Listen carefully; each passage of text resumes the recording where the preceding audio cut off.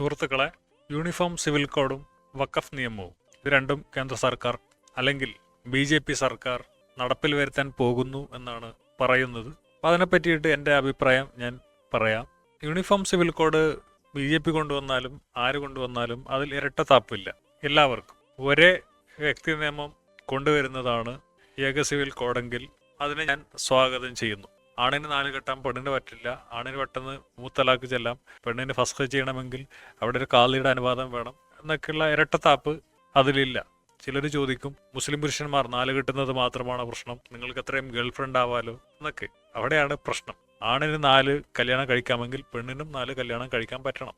ആണിന് 4 ആൾക്കാരാവാമെങ്കിൽ പെണ്ണിനും 4 ആൾക്കാരാവാം. നമ്മുടെ പങ്കാളി മറ്റൊരാളുടെ കൂടെ പോകുന്നത് നമ്മൾക്ക് സഹിക്കുന്നില്ലെങ്കിൽ നമ്മളും അങ്ങനെ ചെയ്യാൻ പാടില്ല, അല്ലെങ്കിൽ അത് ഇരട്ടത്താപ്പാണ്.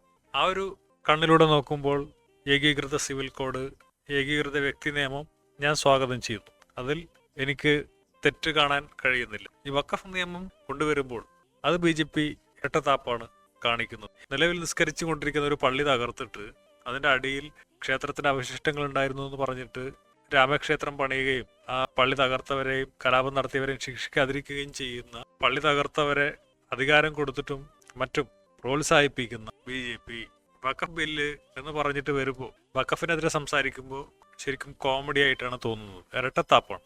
2 തന്തയുടെ പരിപാടിയാണ് ചെയ്തത്. എൻ്റെ നാട്ടിൽ പള്ളിയുണ്ട്, സമീപത്തെ കുളമുണ്ട്. ശരിക്കും പറഞ്ഞാൽ ഒരു കാലഘട്ടത്തിൽ അത് ചിലപ്പോൾ അമ്പലമോ വേറെ എന്തെങ്കിലും സാധനമൊക്കെ ആയിരിക്കാം. ആ നാട്ടുകാർ മൊത്തം മതം മാറി. അപ്പോൾ അവൻ ഇത് അമ്പലത്തിൻ്റെ പള്ളിയാക്കി മാറ്റി. അതിൽ മറ്റുള്ളവർക്ക് അല്ലെങ്കിൽ അയോധ്യക്കാരനെന്ത്, എൻ്റെ നാട്ടിലെ പള്ളി ഉണ്ടെങ്കിൽ അതിൽ എന്തിനും അന്യ നാട്ടുകാർക്ക് എന്താണ് അതിൽ കാര്യം എന്ന് ഞാൻ ചോദിക്കുകയാണ്. തൊട്ടപ്പുറത്തുള്ള പുഴക്കപ്പുറത്തുള്ള ഒരു നാട്ടിൽ ആ നാട്ടുകാരുണ്ടാക്കിയ ഒരു ബിൽഡിങ് അത് ആദ്യം പള്ളിയായിരിക്കാം. അവർക്ക് പിന്നെ ഇത് ചർച്ചാക്കണം തോന്നി, അവരത് ചർച്ചാക്കുന്നു. കുറച്ച് കഴിഞ്ഞിട്ട് അവർ അത് ഗുരുദ്വാരയാക്കുന്നു. കുറച്ച് കഴിഞ്ഞിട്ട് അത് ബുദ്ധ പഗോഡയോ അങ്ങനെ എന്തോ ആക്കുന്നു. അത് അവരുടെ താല്പര്യം. അതിൽ മറ്റുള്ളവർക്ക് ഒരു കാര്യമില്ല. അയോധ്യക്കാർക്ക് വേണ്ടിയിട്ട് ഇവിടെ കേരളത്തിലുള്ള ആൾക്കാരൊക്കെ തമ്മിൽ തല്ലുക എന്ന് പറയുമ്പോൾ അത് ഭയങ്കര കോമഡിയാണ്. പലസ്തീനിൽ പള്ളിയാണോ ജൂത അമ്പലമാണോ എന്നുള്ള കാര്യത്തിൽ തർക്കം നടക്കുമ്പോൾ ഇവിടെ കേരളത്തിൽ നിന്നിട്ട് അടികൂടുന്നത് മണ്ടത്തരമാണ്. അത് പലസ്തീനികളുടെ കാര്യമാണ്. അതാണ് എൻ്റെ ഒരു നയം. പക്ഷേ ഏതൊരു കാര്യത്തിലും ഇരട്ടത്താപ്പ് പാടില്ല. ഇപ്പൊ BJPക്ക് വഖഫ് എന്നും പറഞ്ഞിട്ട് മേലേക്ക് കയറാനുള്ള യാതൊരു ധാർമ്മികതയും അവകാശവും ഇല്ല.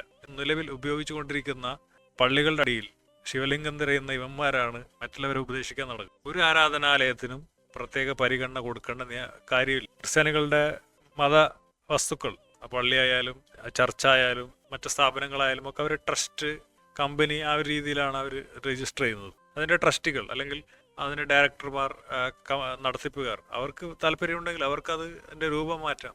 ചർച്ചിനെ വേണമെങ്കിൽ മറ്റു വിദേശ രാജ്യങ്ങളിലൊക്കെ ചർച്ചിനെ അമ്പലക്കാർക്ക് കൊടുക്കുന്നുണ്ട്, ബാറുകാർക്ക് കൊടുക്കുന്നുണ്ട്. അത് അവർ ആ പ്രദേശത്തുകാരായ ഈ ട്രസ്റ്റിൽ ഉൾപ്പെടുന്ന ആളുകൾ, അവർക്ക് താല്പര്യമുള്ള ആർക്കും കൊടുക്കാം, അവരത് കൊടുക്കും. അപ്പോൾ ഇവിടെ കേരളത്തിലുള്ള ക്രിസ്ത്യാനി കുരുപൊട്ടിച്ചിട്ട് കാര്യമില്ല. അത് അവരുണ്ടാക്കിയ പള്ളി, അവർ പിരിപ്പിച്ചിട്ടുണ്ടാക്കിയ പള്ളി അവർ ചർച്ചിന് കൊടുക്കും, അമ്പലത്തിന് കൊടുക്കും. അത് അവരുടെ താല്പര്യം. മുനമ്പത്ത് എന്തെങ്കിലും നടക്കുന്നുണ്ടെങ്കിൽ അത് മുനമ്പത്തുകാരുടെ കാര്യം. അത് മറ്റുള്ളവർ അതിൽ ഇടപെടേണ്ട കാര്യമില്ല. സർക്കാരും ഇടപെടേണ്ട കാര്യമില്ല. അപ്പോൾ ഈ വഖഫ് ബോർഡ്, ദേവസ്വം ബോർഡ് അങ്ങനെയുള്ള ബോർഡുകളൊക്കെ നിർത്തലാക്കുക. ഇപ്പോൾ എൻ്റെ നാട്ടിൽ കുറച്ച് ആൾക്കാർക്ക് പള്ളിയിൽ പോകണമെന്ന് ആഗ്രഹം ഉണ്ടെങ്കിൽ അവർ പിരിപ്പിച്ചിട്ട് പള്ളി ഉണ്ടാക്കിയിട്ട് അവർ നടത്തിക്കോട്ടെ. ഇപ്പോൾ ക്ലബ്ബ് ഉണ്ടാക്കുന്നുണ്ട്, ആർട്സ് ക്ലബ്ബ് ഉണ്ടാക്കുന്നുണ്ട്, സ്പോർട്സ് ക്ലബ്ബ് ഉണ്ടാക്കുന്നുണ്ട്. അങ്ങനെ പല പല കൂട്ടായ്മകളുണ്ട്. അപ്പോൾ അവർ ആ കൂട്ടായ്മകൾ ഉണ്ടാക്കിയിട്ട് അവരത് നടത്തിക്കോട്ടെ. അവരുടെ താല്പര്യം വരുമ്പോൾ അത് മറ്റുള്ളവർക്ക് വിറ്റോട്ടെ. അത് അവരുടെ സൗകര്യം എന്നുള്ള രീതിയിലേക്ക് കാര്യങ്ങൾ മാറ്റിയാൽ വളരെ നല്ലത്. ഈ ദേവസ്വം ബോർഡ്, വഖഫ് ബോർഡ് അങ്ങനെയുള്ള സംഗതികൾ ആവശ്യമില്ല. അത് ട്രസ്റ്റ് ആക്കി മാറ്റുക. ക്രിസ്ത്യാനികളൊക്കെ ചെയ്യുന്നത് പോലെ ചെയ്യുക. വഖഫ് ബോർഡിനെ ഇറക്കാനുള്ള അവകാശം ക്രിസ്ത്യാനികൾക്കുണ്ട്. കാരണം അവർ ഇങ്ങനെയുള്ള തമ്മാടിത്തരം ചെയ്യുന്നില്ല. ചുരുക്കി പറഞ്ഞു കഴിഞ്ഞാൽ വഖഫ് ബോർഡ്, ദേവസ്വം ബോർഡ് അങ്ങനെയുള്ള മത ബോർഡുകൾ ഇല്ലാതാക്കുക. ആരാണോ ഓരോ നാട്ടിലും സ്ഥാപനങ്ങളൊന്നും പള്ളിയൊക്കെ നടത്തുന്നത് അവർക്ക് വിട്ടുകൊടുക്കുക. അത് വഖഫ് ബോർഡ് എന്ന് പറഞ്ഞിട്ട് ആരെങ്കിലും വന്നിട്ട് ഈ രാഷ്ട്രീയക്കാരുടെ കൈയും കാലും പിടിച്ച് അല്ലെങ്കിൽ അവരെ സ്വാധീനിച്ചിട്ടുമൊക്കെ ആരാന്റെ സ്വത്തിൽ കൈയിട്ട് വരുന്ന പരിപാടി വേണ്ട. നിങ്ങൾ സംഘടിച്ച്, നിങ്ങൾ അധ്വാനിച്ച് ഉണ്ടാക്കിയ സാധനം നാട്ടുകാർ നിയന്ത്രിക്കേണ്ട കാര്യമില്ല. അത് നോക്കി നടത്താൻ ആളില്ലെങ്കിൽ അത് സർക്കാരിലോട്ട് കണ്ടുകെട്ടുക, എന്നിട്ട് അത് നാടിന് വേണ്ടി ഉപയോഗപ്പെടുത്തും. മൊത്തത്തിൽ ഇക്കാര്യത്തിൽ എൻ്റെ അഭിപ്രായം ഇതാണ് എന്ന് പറഞ്ഞുകൊണ്ട് നിർത്തുകയാണ്.